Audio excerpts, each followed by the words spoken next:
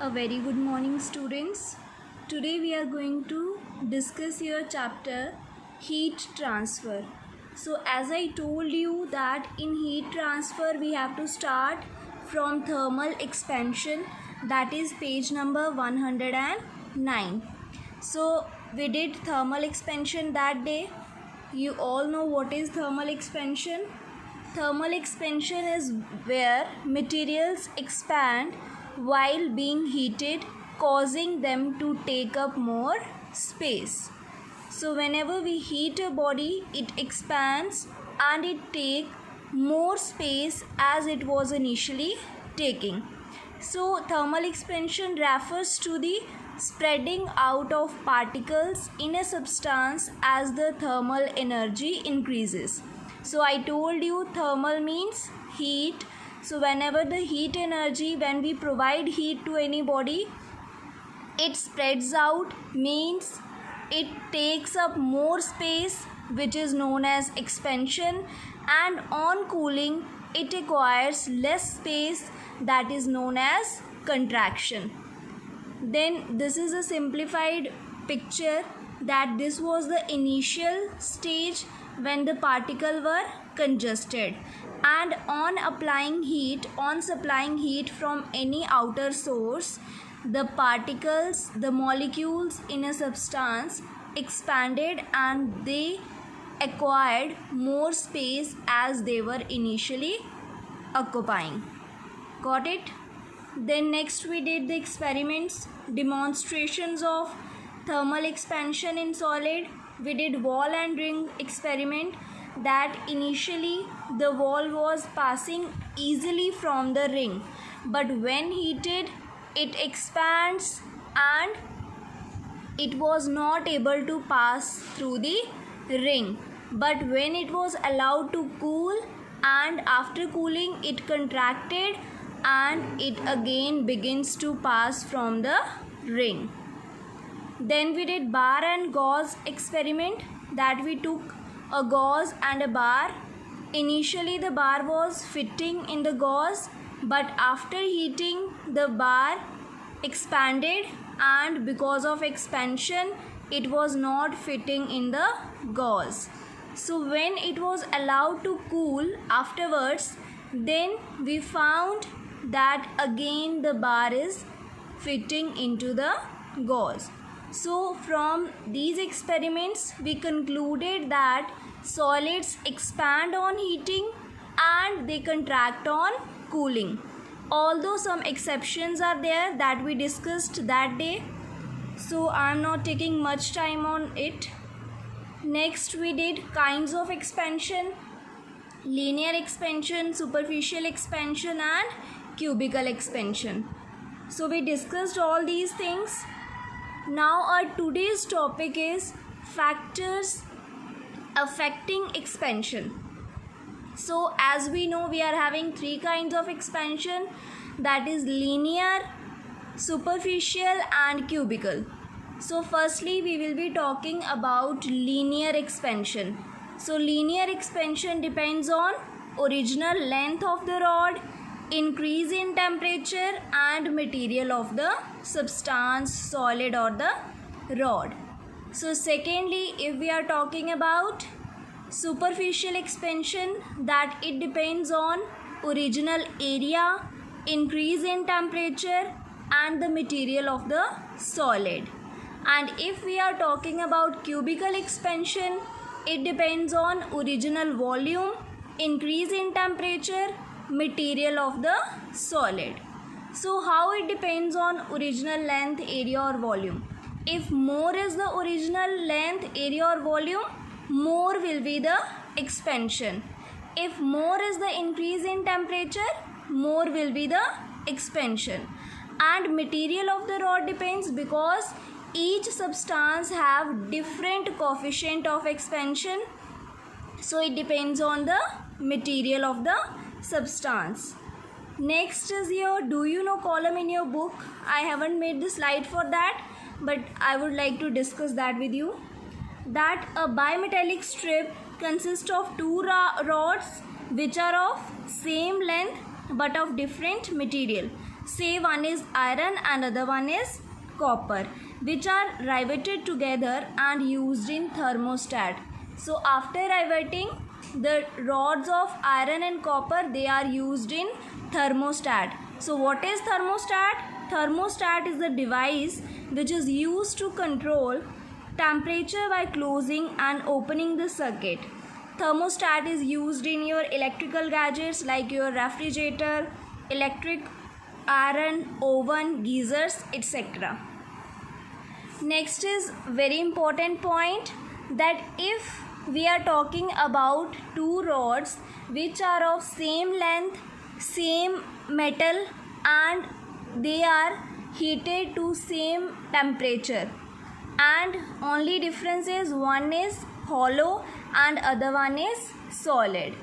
So the expansion does not depends on whether it is hollow or solid. They will expand to the same extent. Is it clear? The increase in length of a rod which is hollow or solid does not affect the expansion. Only thing is the other things, the material of the rod, the temperature, rise in temperature, and the length of the rod, they should be same. It does not affect whether it is hollow or solid. They will expand to the same extent. So next is again very important topic. What is linear expansion? We did that day. Increase in length of any solid on heating is called as linear expansion, and it is given by the formula LT minus L naught equals to L naught alpha T. So here you can see two rods are there. Basically this is the same rod. This is the initial state when it was not heated, and after heating the length changes. This is the length of the rod at 0 degrees Celsius, that is L naught.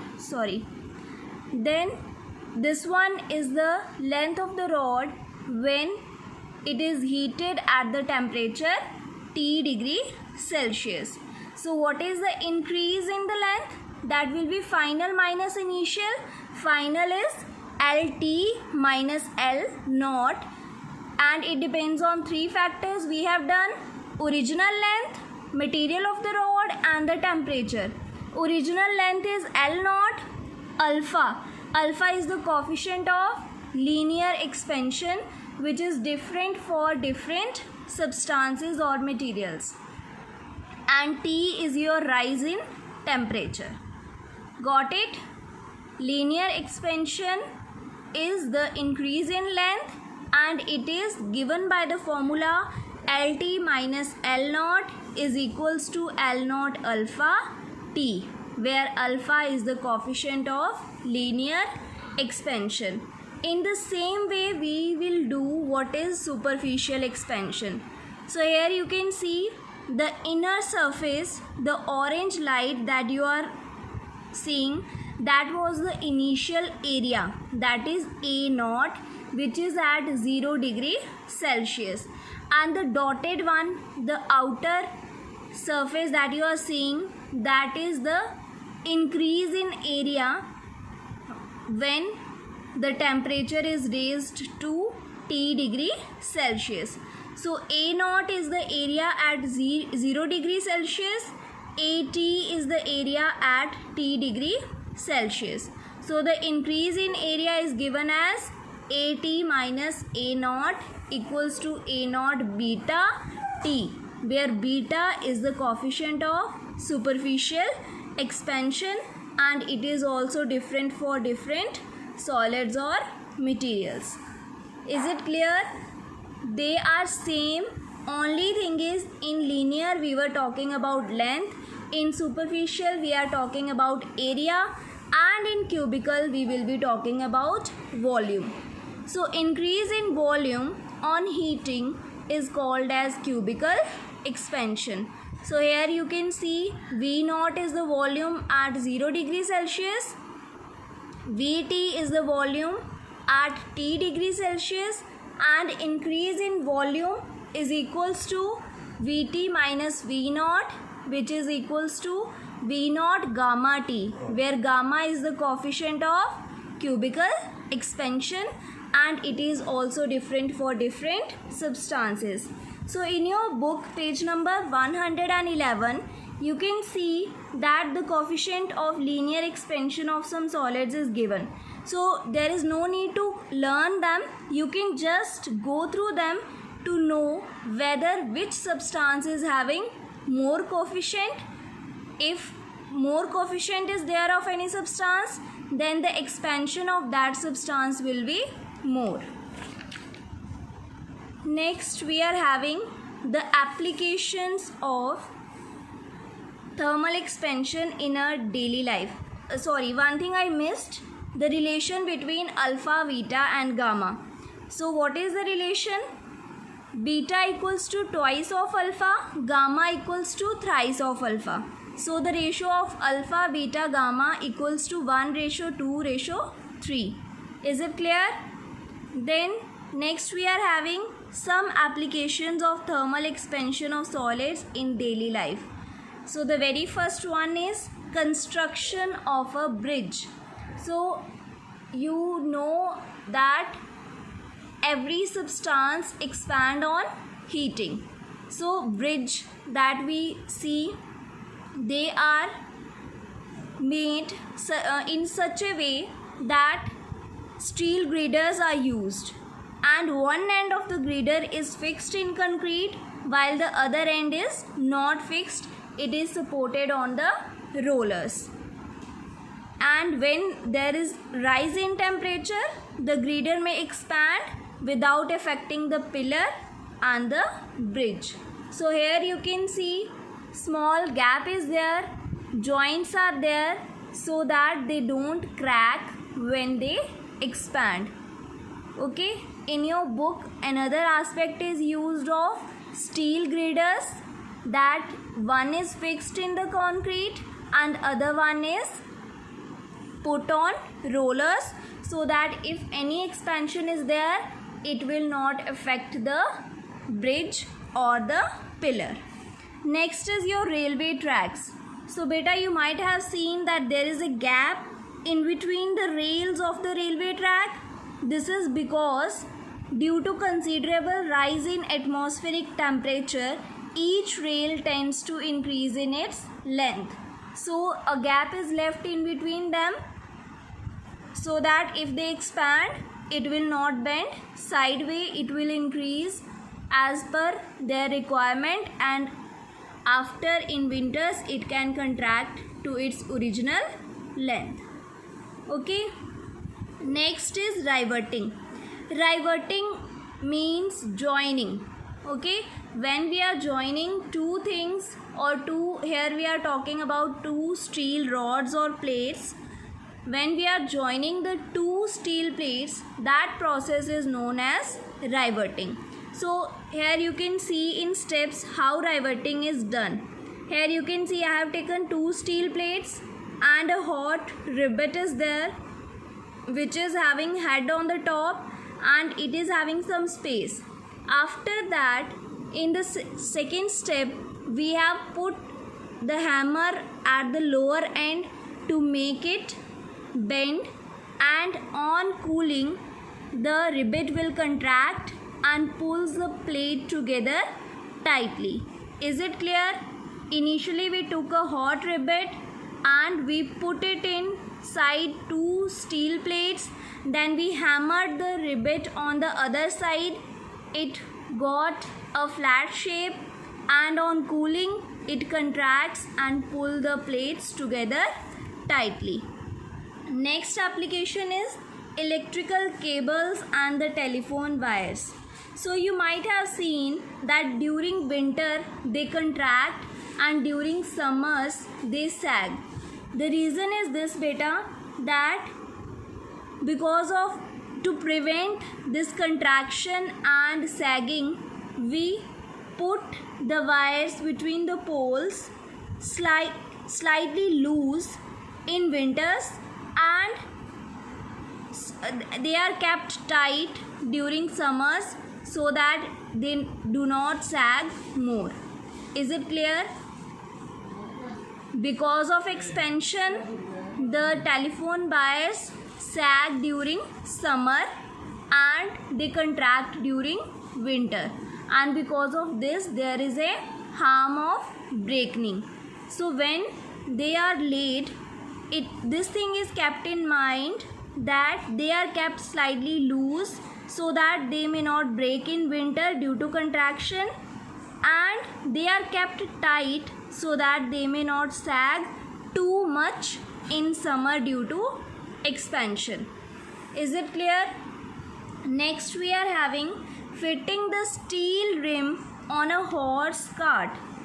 So horse cart, you know, the wheel, wooden wheel of bullock cart we are talking about here, and we are inserting the steel rim there. So here there is an iron ring or steel ring you can talk about. When we will heat this iron ring, it will expand due to thermal expansion, and when it is greater in the initial diameter, we will fit it over the wooden wheel, and on cooling it contracts and it has a tight fit over the wooden wheel. So initially we heat the iron ring and it expands, and then we slip over the wooden wheel before allowing to cool, and on cooling the rim contracts and make a tight fit over the wooden wheel. So next we are having few more applications, that the glassware we use in kitchen are generally made up of Pyrex glass, because the Pyrex glass is having low coefficient of cubical expansion. Next is the pendulum of clock is made up of Invar, which is an alloy of iron and nickel, and it has negligibly small coefficient of linear expansion, and because of this the pendulum of Invar makes the clock neither to lose time in summer due to expansion nor to gain time in winter because of contraction. Next is loosening a glass stopper or a metal screw cap. So this is done by warming the neck of the bottle. The reason is that on warming the neck of the bottle, the neck expands and the glass stopper in it gets space to loosen. And if there is a metal screw cap on the neck, the screw cap is heated. On heating, the screw cap expands and it get loose. Next is cracking of thick glass tumbler. So you might have observed when we put hot tea in a cup, sometimes the cup cracks. This is because the inner surface of the cup or the tumbler is warmed and it expands due to thermal expansion, but the outer surface is cool. It does not show any expansion, and because of this irregular expansion, unequal expansion, the tumbler or the cup cracks out. Is it clear? So these are the applications of thermal expansion, and you have to do till here only. I hope that this video will be helpful to you. Thank you. Have a good day.